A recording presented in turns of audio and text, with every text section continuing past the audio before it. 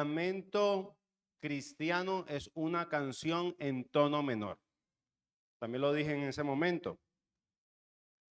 ¿Qué es eso de tono menor, pastor? Generalmente cuando cantamos canciones de gozo, de victoria, de virtud, que son buenas, eso se le denomina tono mayor.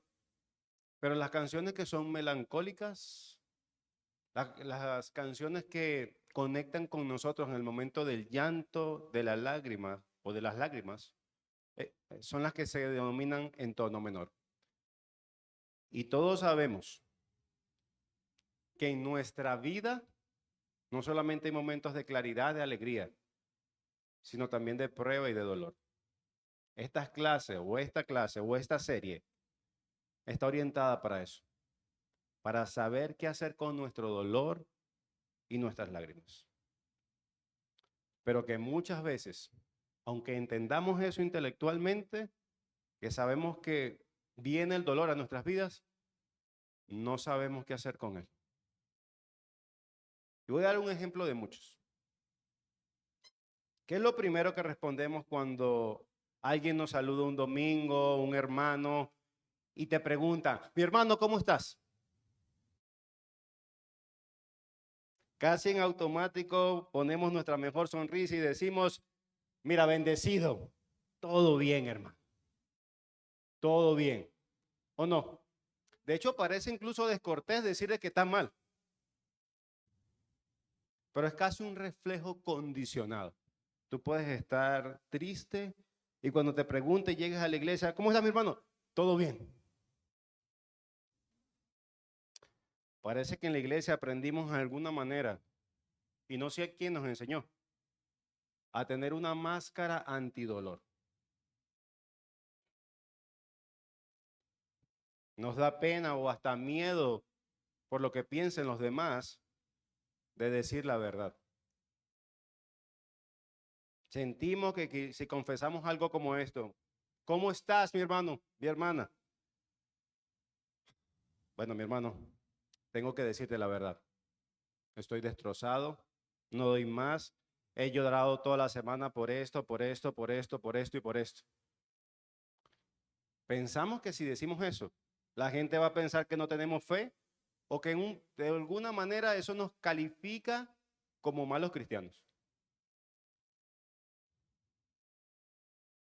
Nos acostumbramos a fingir, porque sabemos que no es así. La iglesia se acostumbró a fingir que no le duele nada. Nos acostumbramos a parecer estatuas de marfil inmutables de la vida cotidiana. ¿Han visto esas estatuas de marfil? Sobre todo del tiempo de Grecia, perfectas en un sentido. Así muchas veces nosotros empezamos a aparentar eso. Como si la vida cotidiana, el dolor o el sufrimiento no nos hiciera nada. Pero es una máscara. Porque sabemos en carne propia que hay dolor en la vida. Y cuando el dolor llega a casa, cuando se enferma un hijo, cuando falta el pan en la mesa, cuando despedimos a un ser querido, o ponle el dolor que te venga a tu mente en este momento. Esa sonrisa fingida no sirve de nada. De hecho, alguien lo llamó, eso es un positivismo tóxico que le ha hecho daño a la iglesia. Porque al no saber qué hacer con este dolor tan grande que es real, porque el sufrimiento es real, hay dos caminos que los cristianos empiezan a transitar y son muy peligrosos. Un camino es esa ira que te destruye. Gente que se llena de amargura contra Dios, que se encierra en su propia rabia y termina apartándose de la fe porque sintieron que su Dios le ha fallado. Y lo peor es que nadie lo sabe. Está aquí adentro. Y el otro extremo es la negación que finge. Gente que reprime el dolor diciendo, bueno, no pasa nada. Dios tiene el control de todo esto. Pero adentro dice, pero sí pasa algo. Me duele. pero por dentro se están muriendo y secando en silencio porque nunca se atrevieron a procesar su herida de dolor en Dios.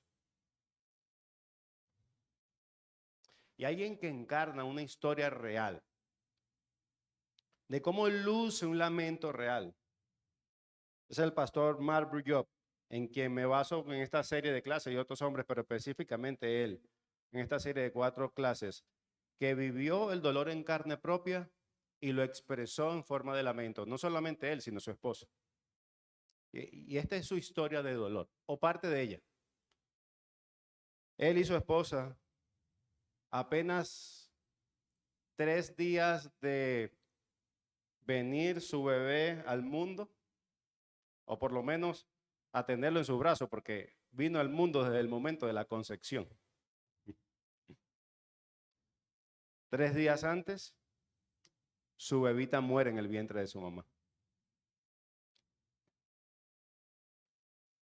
Y después de eso, perdieron varios bebés más en el vientre de su madre. Pero ese no es el fin de la historia.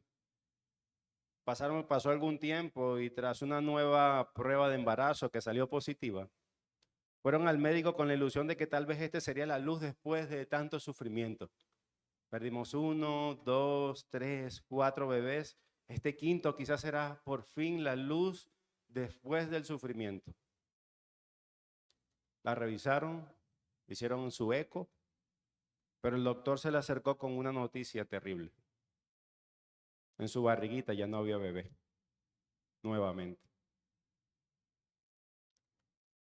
Pues obviamente salieron de esa consulta con el corazón hecho pedazos. Se subieron al carro y no podían ni hablar. Y en medio de ese silencio, roto por las lágrimas, la esposa del pastor, Sara, levantó la mirada al cielo y le dijo a Dios una frase que muchos de nosotros nos parecería algo atrevida. Y ella le dijo a Dios lo siguiente: Dios, yo sé que tú eres bueno, pero en este momento siento como si no lo fueses. Yo sé, buena teología, que tú eres bueno, pero en este momento siento que no lo eres. Y hermanos, esto no fue falta de respeto, eso no fue rebelión, fue una oración de una hija sincerándose con su padre. Fue una oración en el trono de la gracia con pies descalzos. Fue una queja piadosa. Porque llorar lo hace cualquiera, pero saber traer las lágrimas a Dios es de cristianos. Así que, mis hermanos, Dios no quiere que andemos fingiendo con sonrisas que no sentimos. Y hemos hablado mucho aquí de la autocompasión, pero ese no es el tema de esta clase. Estamos hablando del dolor real.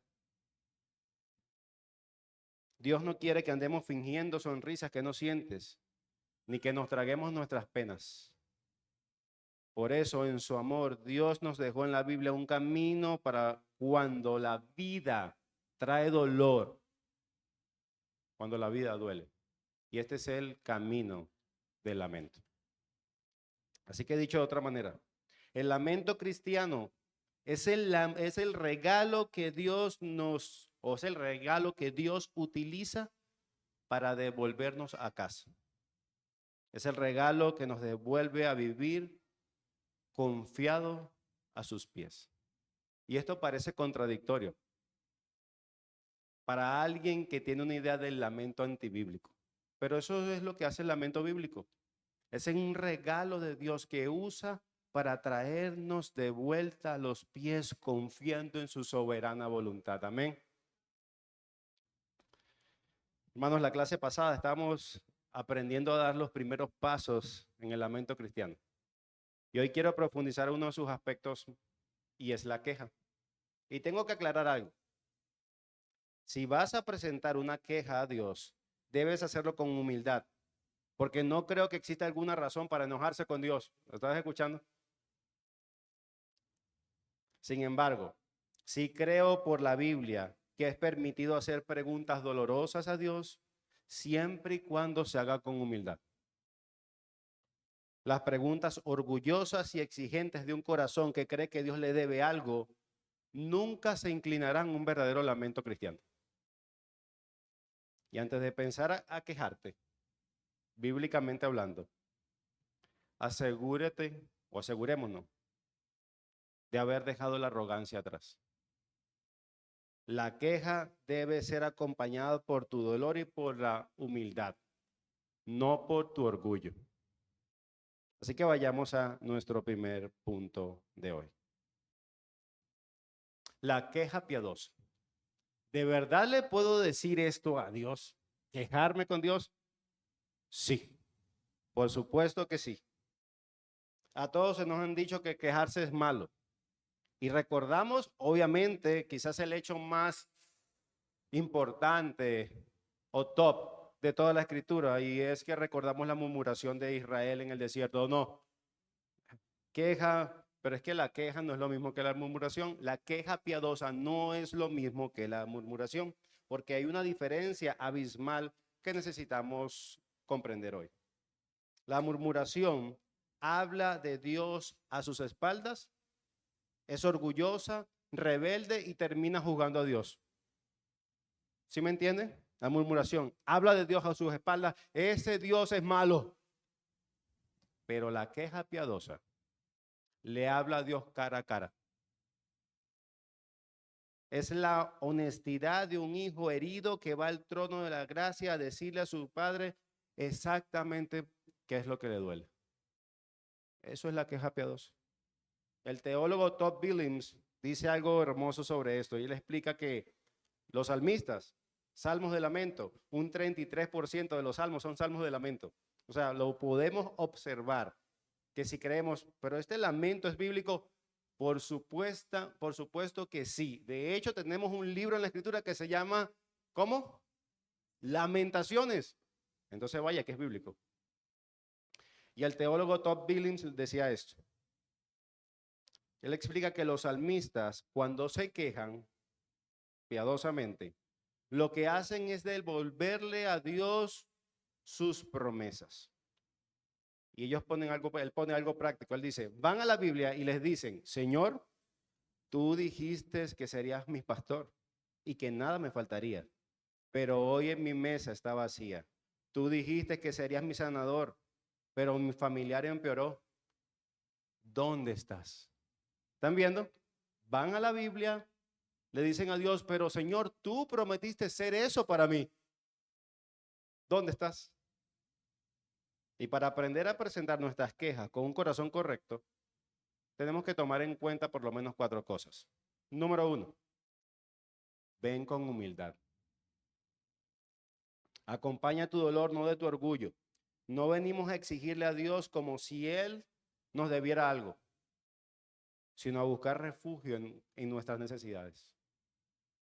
Ven con humildad. Segundo, ora la Biblia.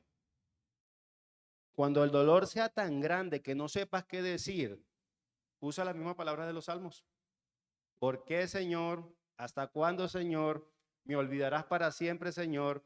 ¿Hasta cuándo será enaltecido mi enemigo sobre mí, Señor? ¿Por qué escondes tu rostro y me olvidas en nuestra aflicción y de nuestra opresión, Señor? Y estoy tomando una pizca de todos los salmos de lamento. Número 3, sé honesto y específico. Nombra tu dolor con su nombre. La llamada que te dolió, la deuda que te quita el sueño, el diagnóstico médico, la soledad. Cuando le pones nombre exacto a tu carga delante de Dios, estás clamando a Dios para que Él lleve esa carga. Número 4, no te quejes solo por quejarte. La queja no es una casa para quedarte a vivir. Esa no es tu casa. Es el puente que Dios diseñó para llevarnos de la petición a la confianza. Buscas a Dios, te quejas con Dios, pides a Dios y confías en Dios. Y algo que debe lucir o debemos entender es este camino del lamento. Hermanos, Dios no nos arrojó en el valle de la sombra diciéndonos, simplemente soporta. Dios no te trajo en este momento de sufrimiento y decirte, soporta, es tu deber. En su palabra nos trazó un mapa, nos dejó una ruta para el lamento. Y eso es lo que lleva a nuestro punto número 2. La ruta del lamento. Y ahí la vemos. ¿Qué tenemos que hacer principalmente? ¿Qué dice ahí? Número 1, recurrir a Dios. Número 2, quejarse delante de Dios. Número 3, pedir a Dios. Número 4, confiar en Dios. Así que vamos a explicar un poco esto.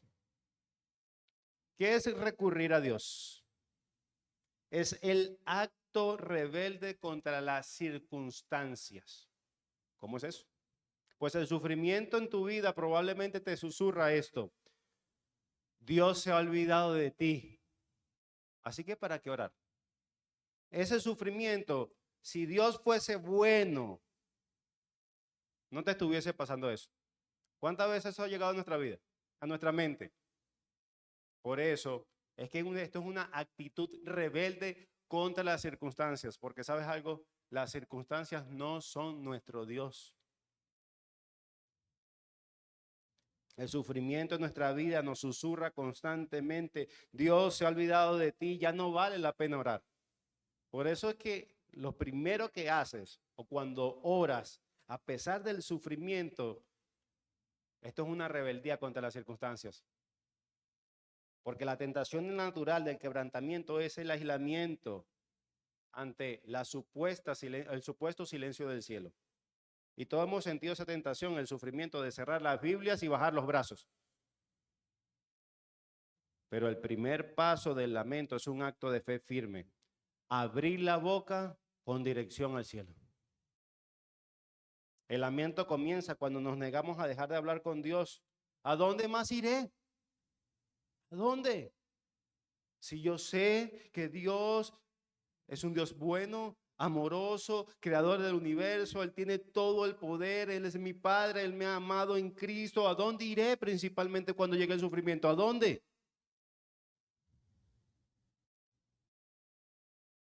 Aunque nuestras palabras tiemblen por tanto llorar, aunque la voz se quiebre, el alma dice, y clamaré, oh Dios.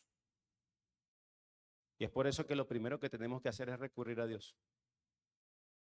El primer triunfo de la fe en la prueba, el primero, cuando llega la dificultad, no es tener todas las respuestas por qué te están pasando las cosas. El primer triunfo es seguir dialogando, seguir hablando, seguir orando, seguir acercándote a tu Padre. Ese es el primer triunfo. Número 2, quejarse delante de Dios. Y quejarse delante de Dios es exactamente eso, es ser completamente audaz, pero también honesto. La queja del lamento habla con Dios cara a cara. Es la herida abierta puesta delante de los ojos de Dios. No es declarar que Dios es culpable, es derramar ante Él lo que nos deja, que nos desgarra las entrañas. Señor, esto me duele. Son susurros eternos, alguien lo llamó así. Son los susurros eternos de un pueblo que está sangrando por una herida dolorosa. Es decirle al Señor con franqueza, cara a cara, ¿por qué, Señor? ¿Hasta cuándo tu silencio, oh Dios? ¿Dónde estás cuando todo esto ocurre? ¿Dónde? Pues la fe que ha madurado no entierra sus dudas. La fe que ha madurado las arrastra hasta el altar del trono de gracia. Él no va al vecino, él no va al político, él no va al chamán, él no va a las cartas de tarot. Él va al lugar correcto. Y quiero decirte algo. Dios no retrocede ante nuestras preguntas. ¿Sabe por qué? Porque Él conoce la fragilidad de nuestro polvo, Él nos hizo. Por eso es que es común en los salmos de lamento decirle, ¿por qué? Acercándose con humildad, ¿por qué Dios? No entiendo esto. Y la queja es esa plataforma que nos lleva a nuestro tercer paso. Pedir a Dios. La ruta del lamento. Así que el lamento no se queda mirando la llaga para siempre, ¿no? No es una autopsia del dolor, no es decir, queja, queja, queja, queja, queja, no, es una plataforma. No es quedarse atrapado en el dolor. Tras abrir el corazón, el creyente alza los ojos y estira las manos vacías hacia Dios. La oración no termina fijamente en el problema, empieza a buscar al quien puede resolverlo. Mírame, oh Dios, respóndeme, oh Dios, haz algo, oh Dios, sosténme, oh Dios, sé mi refugio, oh Dios, sé mi auxilio, oh Dios. Cambiamos el tono del lamento por la petición. Llevamos la ruina de nuestra vida, de nuestra situación, a la fuente de toda compasión. ¿Sí lo ven? Nos acercamos a orar a Dios, pedir a Dios, nos quejamos cara a cara delante de Dios humildemente y pedimos a Dios. Y esa petición puede ser, cambia mi corazón, porque quizás yo esté viendo esto mal, cambia la situación, porque tampoco Dios puede cambiar la situación o no, pero tampoco hay pecado por cambiarla. Tampoco hay pecado en pedirle que la cambie. Y nos lleva a confiar en Dios. Y lo vemos ahí, en esa parte, en el punto 4, confiar en Dios. Y aquí es donde alcanza quizás la cumbre del lamento. El lamento no termina en la queja ni se agota en la súplica. Después de llorar y pedir, el creyente aprende a soltar. No es rendirse, es rendir la batalla ante aquel que ya ganó la guerra. El salmista no se quedó en el grito, llegó al descanso. En paz me acostaré y dormiré porque solo tú, Señor, me haces vivir confiado. ¿Quién no se sabe ese salmo de memoria? Pues es un salmo de lamento también. Después que buscó al Señor, se quejó con el Señor, pidió al Señor, ¿qué pasó? En paz me acostaré, así mismo dormiré. ¿Por qué? Porque tú eres Dios. Tú eres Dios. Yo no controlo las cosas, pero tú sí. Y en base a esa realidad, que conozco a Dios, que me quejé con Dios, que le pedí a Dios, ahora yo puedo decir, bueno, ¿sabe qué? En paz me voy a acostar, me voy a dormir. ¿Por qué? Porque tú eres Dios.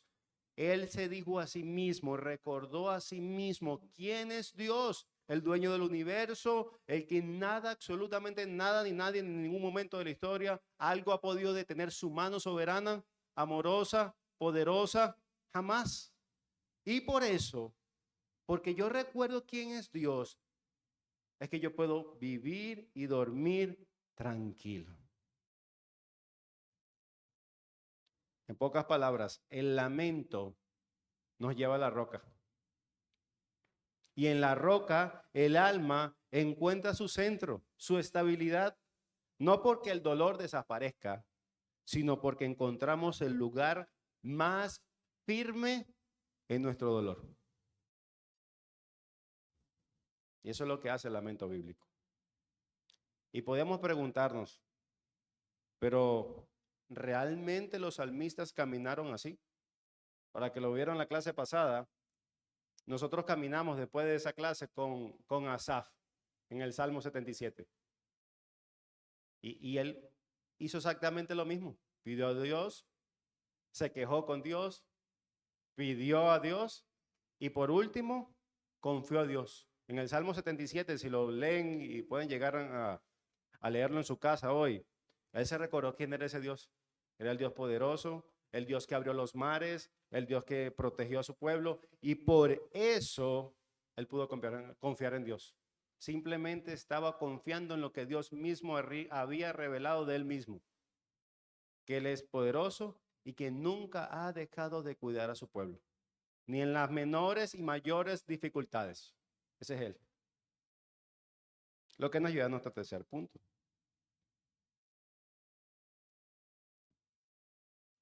Caminando con David en el Salmo 10. Así que veamos cómo David recorre esta misma ruta en el Salmo 10 cuando siente que la injusticia lo aplasta y Dios pareciese que no está haciendo nada. Vayamos al verso 1 del Salmo 10. Vamos a caminar un poco con David.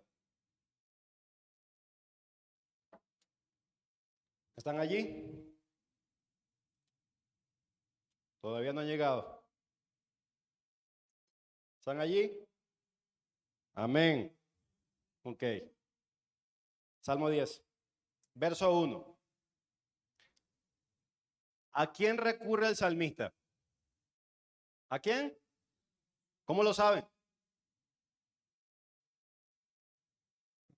Exactamente. ¿Por qué, oh Señor? Está recurriendo a Dios. Lo primero que hace el salmista es, sabe, bueno, tengo una situación difícil, tengo una situación que me acalla, tengo una dificultad, tengo un dolor y voy primero a Dios. Así que miren cómo empieza el salmista. Siente que Dios está lejísimo o cerca. Exactamente. Siente que Dios está lejísimo de su dolor. Pero fíjense bien, cuando dice Señor, y aquí es importante también, obviamente, la interpretación que el salmista le da aquí. Usa el nombre en la interpretación original, Yahvé. Y ese es el nombre de yo soy. ¿Y por qué eso es importante?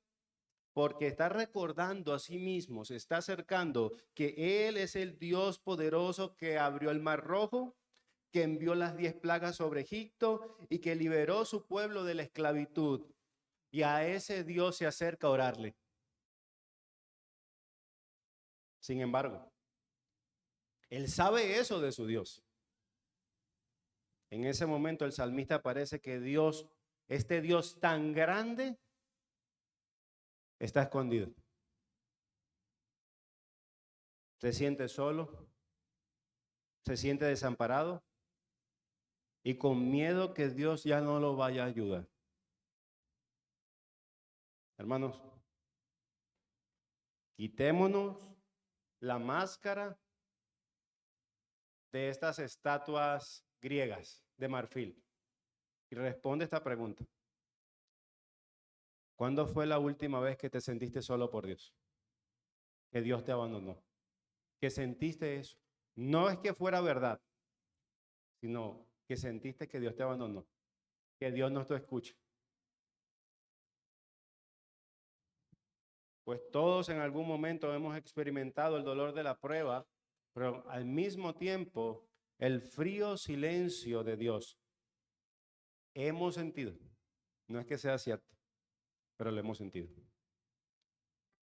Hemos sentido que hemos orado, pero no cambia la situación, que este dolor que estamos atravesando, que no quisiéramos atravesarlo, Señor, te siento lejos.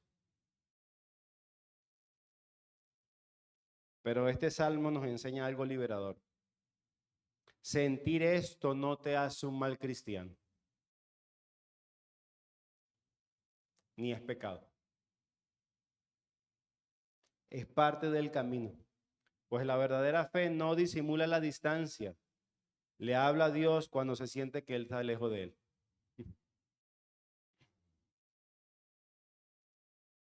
Paso 2, quejarse delante de Dios. ¿Y dónde lo vemos?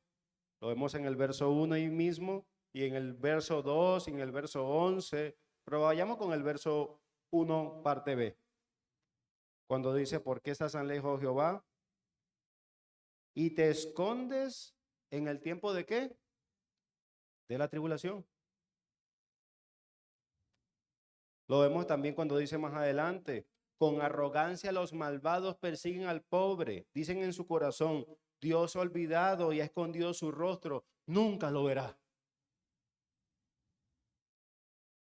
Entonces hacerles las preguntas a Dios es solo el comienzo. La queja bíblica también implica contarle a Dios nuestras frustraciones con lujo de detalles.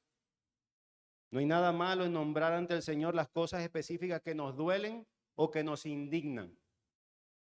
Mire lo que le estaba quemando el pecho del salmista, verso 2 al 4. Él le duele la arrogancia del malvado. Señor, me siento frustrado por la arrogancia de estos malvados. Le duele ver a la gente orgullosa que persigue al indefenso, que persigue sus propios ambiciosos deseos y maldice a Dios y viven como si Dios no existiera. Me siento frustrado por eso.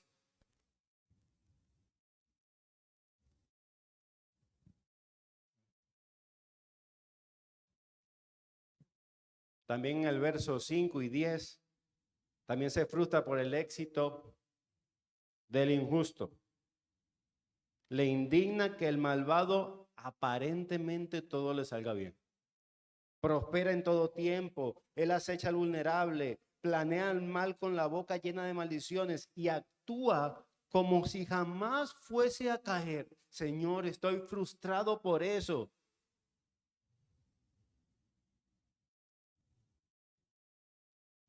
El cinismo contra Dios en el verso 11. Y parece que esto es lo que colma el vaso del salmista. Al escuchar al opresor burlarse de Dios diciendo, Dios se olvidó de esto. Él escondió su cara. Él nunca verá mis maldades. Lo dicen con su boca, Dios. Lo dicen con su boca. Se están burlando de ti. El salmista le frustra profundamente la aparente falta de justicia de Dios. Y siente que la maldad triunfa mientras el inocente sufre. Pero fíjense lo que hace. Él no se traga la amargura, ni se desahoga con el vecino, ni murmura contra Dios. Definitivamente Dios no escucha, Él es un malvado, Él es malo. No. Él va directo al altar y le descarga a Dios cada detalle de su frustración, cara a cara.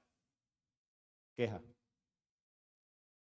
Expresarle a Dios lo que no nos parece justo en la vida no es falta de fe. Es la libertad de un hijo que sabe que puede ser completamente honesto con su padre. Y eso es liberador.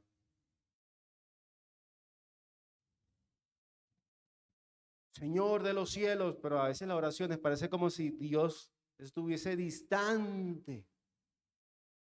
Pero alguien que sabe cómo luce la queja bíblica,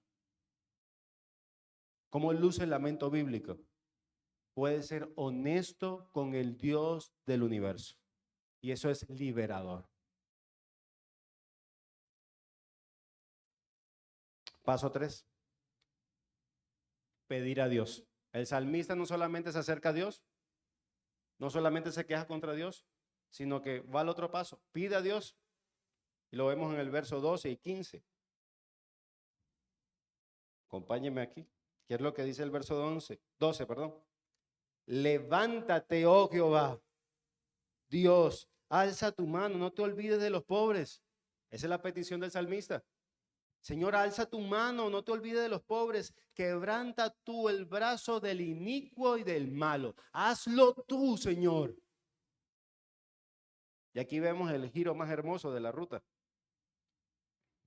El salmista no se queda dando vueltas en la amargura ni alimentando su frustración. Su queja se convierte en una oración de petición. Miren el clamor apasionado del salmista. Levántate, oh Señor. Le pide a Dios que salga de ese silencio aparente y entre en acción.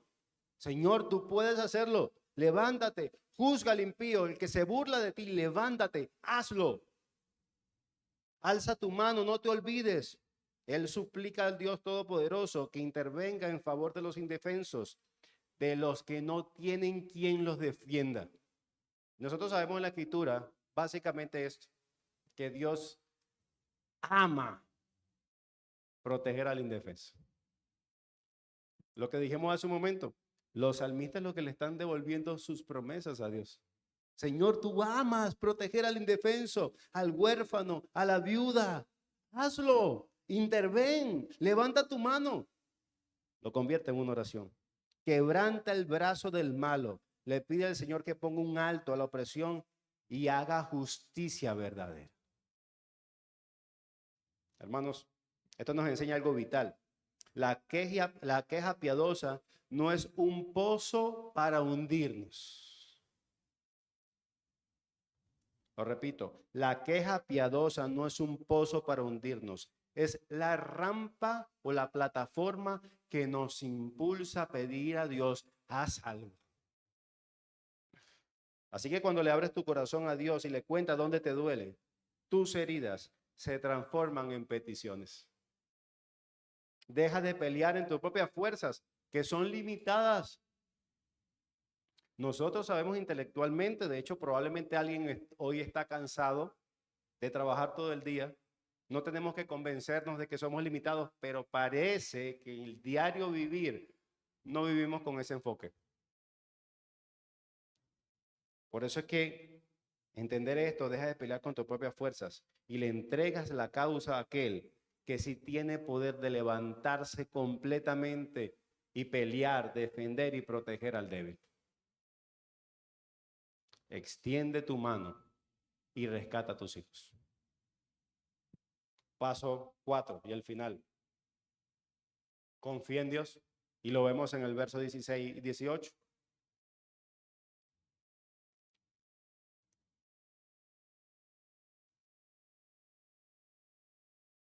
¿Qué es lo que dice ahí? Verso 18 del Salmo 10. Ajá. Para juzgar al huérfano y al oprimido, a fin que no vuelva a ser violencia al hombre en la tierra. El Señor lo que está diciendo aquí, el Señor es rey eternamente. Él es deseoso de proteger a los humildes.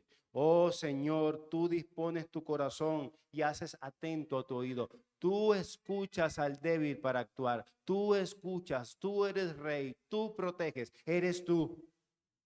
Así que llegamos a la cumbre de la montaña, el destino final de la ruta del lamento. Y mire la transformación profunda que ocurre en el corazón del salmista. Empezó preguntando con dolor, ¿por qué te mantienes lejos? Y ahora termina proclamando, el Señor es el Rey eternamente y para siempre. Y fíjense esas tres verdades consoladoras. Dios sigue en el trono. En el verso 16, que dice, Jehová es ¿qué? Es Rey eternamente. Aunque los malvados parezcan ganar por un momento y el caos nos rodee, Jehová no ha perdido el control, porque Él reina por los siglos. Dios escucha al afligido, verso 17. ¿Qué dice ahí? El deseo de los humildes oíste, oh Jehová.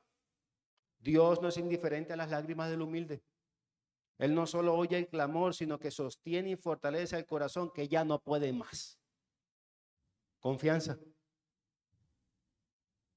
Dios prestará tu oído atento. Verso 18. El Señor inclina su oído para hacer justicia al huérfano y al oprimido, para que el hombre terrenal no vuelva a sembrar terror. Uf,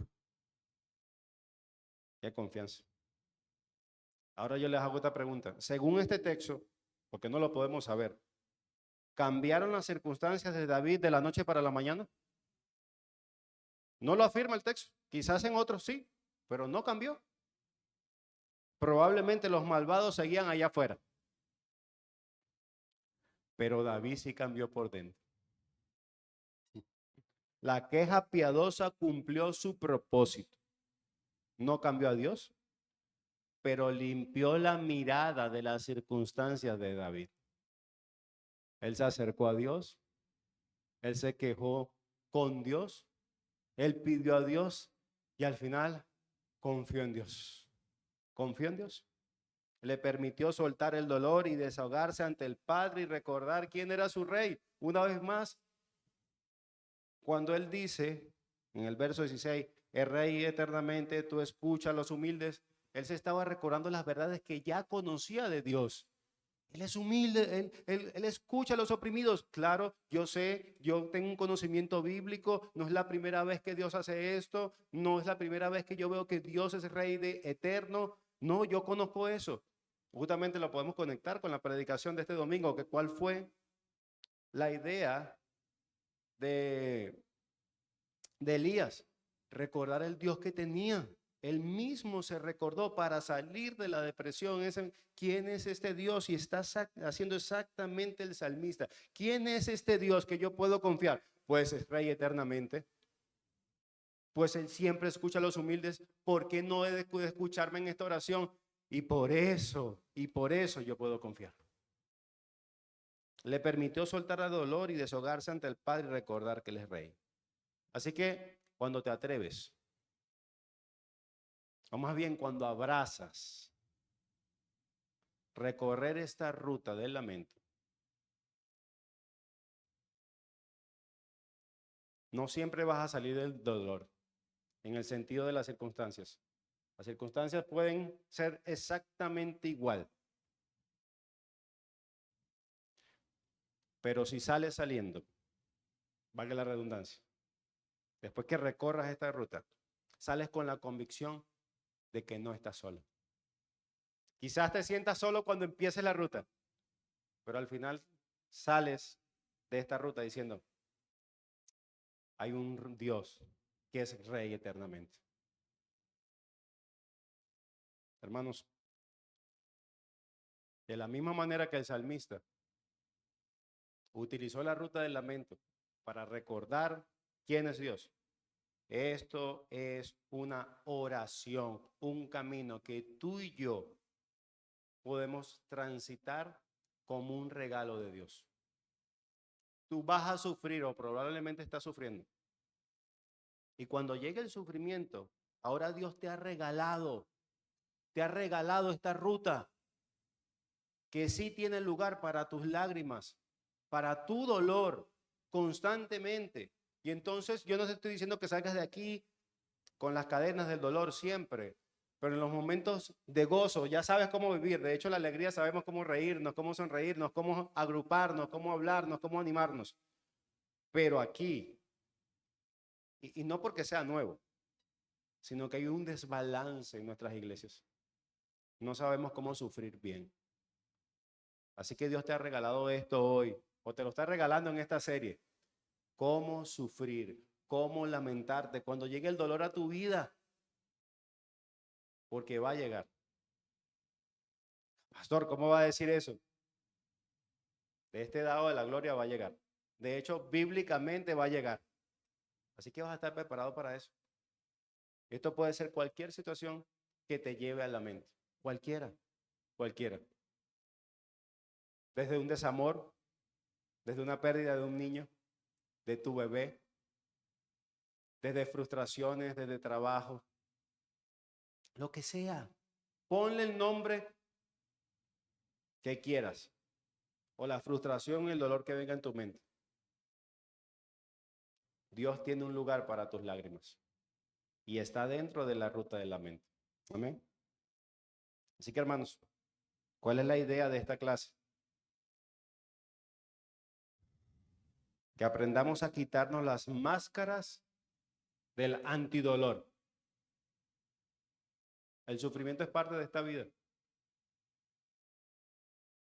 Y llevarnos a aprender que Dios no busca estatuas que finjan sonrisas, sino hijos sinceros que traen sus lágrimas a Él.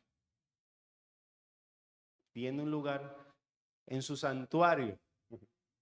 Tiene un lugar para tus lágrimas y las mías. Para tu dolor, para tu duelo. Tiene un lugar para eso.